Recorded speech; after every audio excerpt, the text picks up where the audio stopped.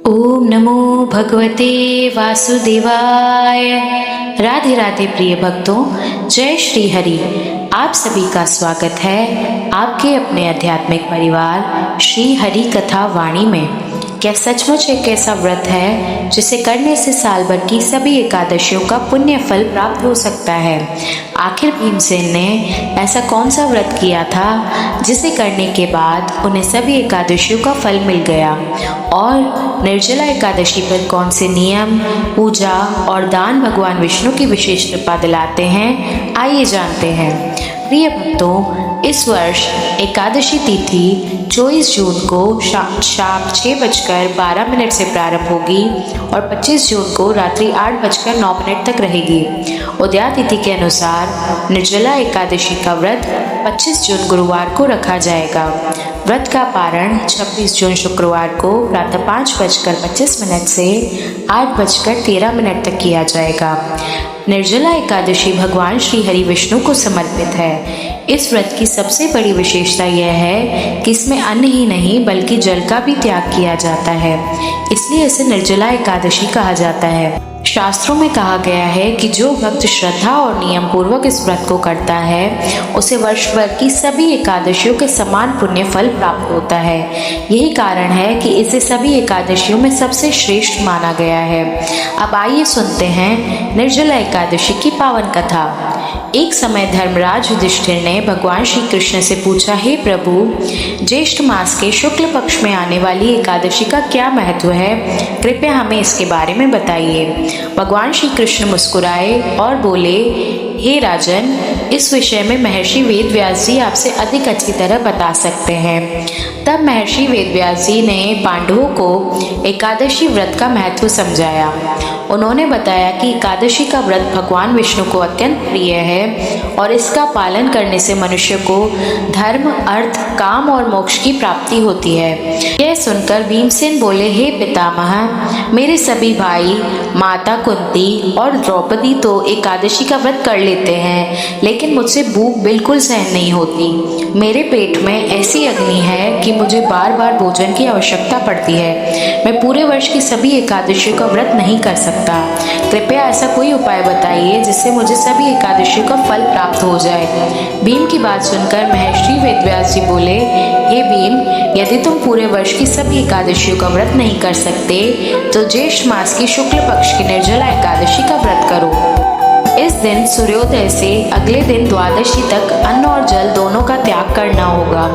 केवल आचमन के लिए जल ग्रहण किया जा सकता है। जो भक्त श्रद्धा और नियम पूर्वक इस व्रत का पालन करता है उसे वर्ष भर की सभी एकादशियों का पुण्य फल प्राप्त होता है और भगवान विष्णु की विशेष कृपा भी मिलती है। महर्षि वेदव्यास जी की बात सुनकर भीमसेन ने निर्जला एकादशी का व्रत करने का संकल्प लिया और पूरी श्रद्धा से इसका पालन किया।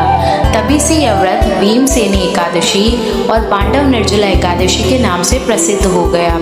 प्रिय भक्तों, निर्जला एकादशी की पावन कथा आपने सुनी। अब बात करते हैं पूजा विधि की।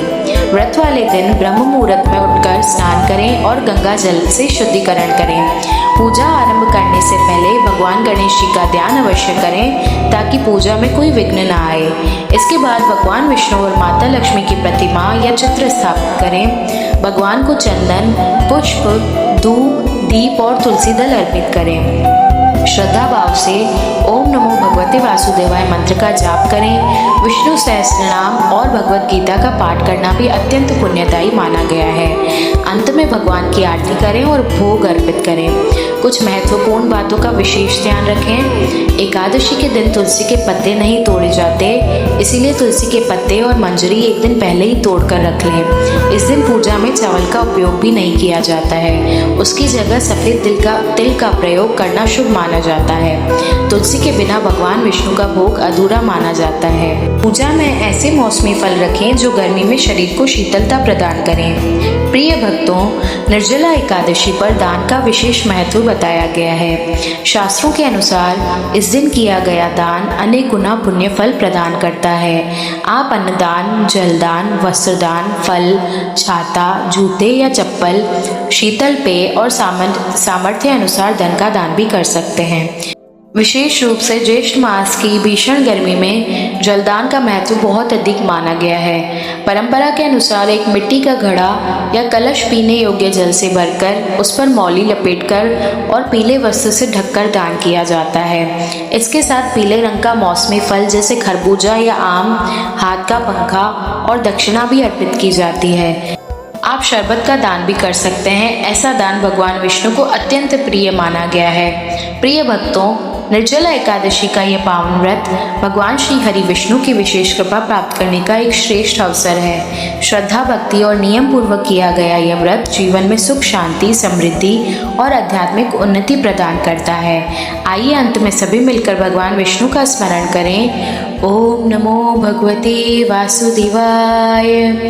यदि आपको निर्जला एकादशी की ये पावन कथा, व्रत का महत्व, पूजा विधि, नियम, दान और पारण समय की जानकारी पसंद आई हो तो इस वीडियो को लाइक करें और अपने परिवार, मित्रों और सभी भक्तों के साथ अवश्य साझा करें ताकि अधिक से अधिक लोग भी भगवान श्री हरि की महिमा का लाभ प्राप्त कर सकें। कमेंट बॉक्स में अवश्य लिखें जय श्री हरि और हमें बताएं कि आप इस वर्ष निर्जला एकादशी का व्रत कर रहे हैं या नहीं। हमारे चैनल को लाइक, शेयर और सब्सक्राइब करना ना भूलें और जय श्री हरि कमेंट अवश्य करें। राधे राधे प्रिय भक्तों, जय श्री हरि।